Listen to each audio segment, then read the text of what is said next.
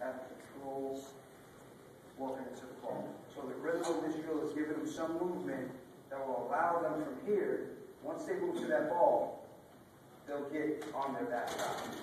And that's what we're looking for. So the guy who gets like this, he has no choice now. Once he does this, he's going to be on that backside. That's what we're looking for him to get on that backside and feel good. All rhythm drills are supposed to need to be under control. So let's make sure the first part of that is under control. A lot of times when we teach rhythm again, it's too quick. We're teaching, you have to have movements, and if those movements are not controlled, we're going to force worse moves. So we're always talking about be rhythmic, but be under control as you do it. These drills should be done slowly. Here's an example of a walk through from the side angle.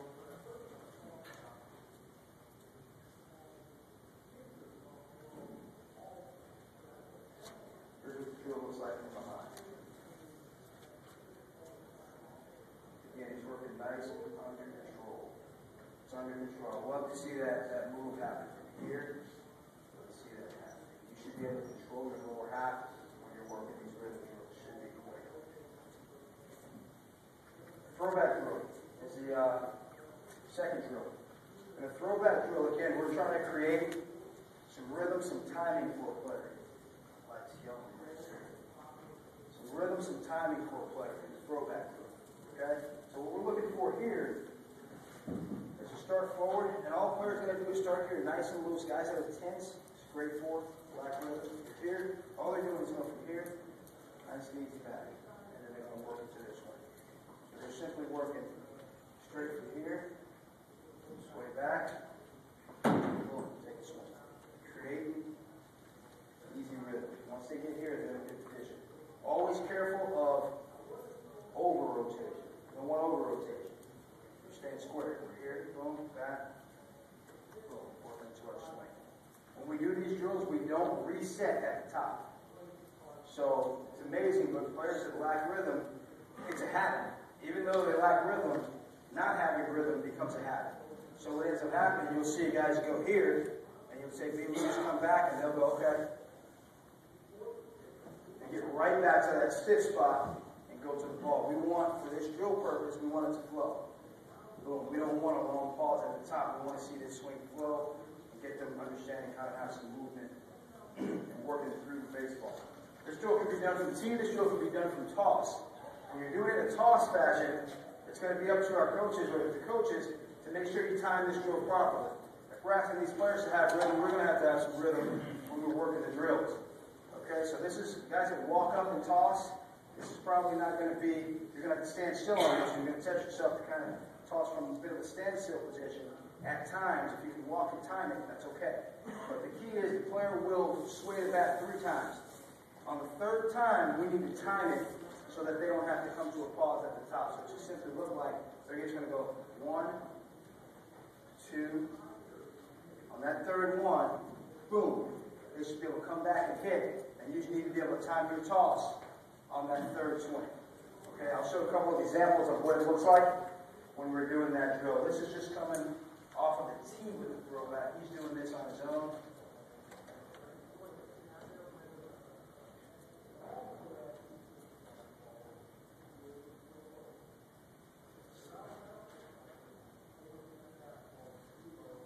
I feel like you guys probably remember Mark McGuire kind of had a rhythmic feel just in his setup.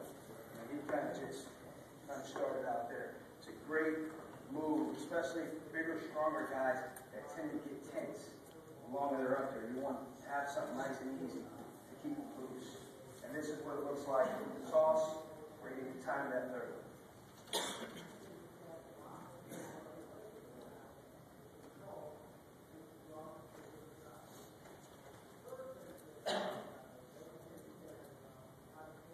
That's what we're trying to create the rhythm and allow them to have flow as they're doing this drill on the throwback. Early low drill is the 3rd drill for rhythm. Again, as coaches on this drill, we're going to work off with players. We're trying to create rhythm. Basically, what we're trying to do is get players to get what it feels like to get to a strong launch position on time. Okay? A position fired from the strength.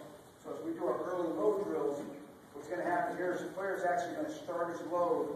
We're not going to make a move until the player makes his first move. So we're going to move off that player. The player's going to get started. He's going to get to this position, and we want him to get there on time, and then we're going to get ready to toss the ball.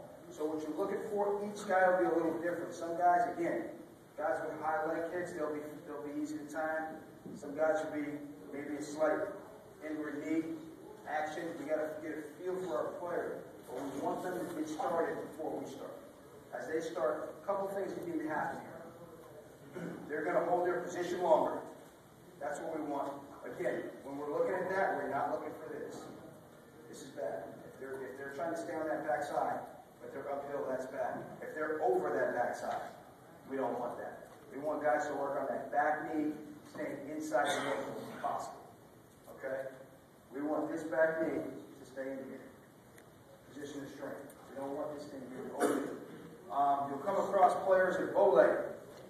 Bow-legged players can't keep that back knee inside their ankle a lot of times. So when you come across those guys, what we try to watch in bow-legged players are players that kind of, maybe gut-footed or a little funky. We want to make sure that they don't get over this. So they're going to be outside that thing here. It's just the way they're built. So they're going to be out there, and that's okay. But we want those guys to make sure they don't get over it. If they're not bow-legged, we want to make sure they stay on the inside of that back knee when we're working these rhythm drills. Again, posture being very important throughout this. Here's an example of an early load drill from behind.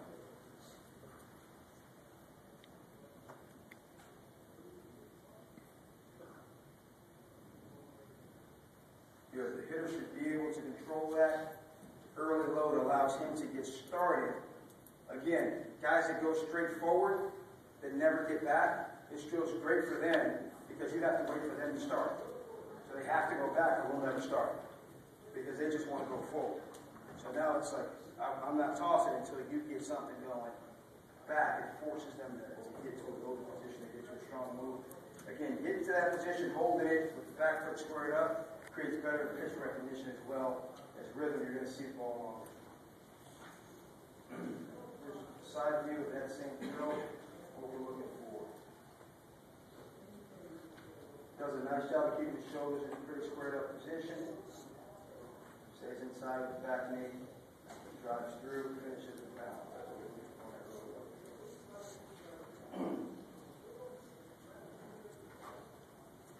Step back drill.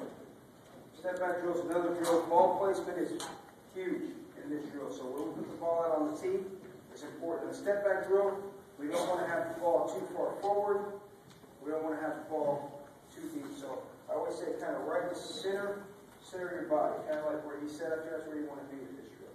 What you're going to do on this drill is simply what it's called. You actually just take a step back. When you take that step back, it's going to put you in a loaded position. That's where you want to be. So the step puts you in place to hit. Shoulder square, back knee inside the ankle. So we're creating the rhythm.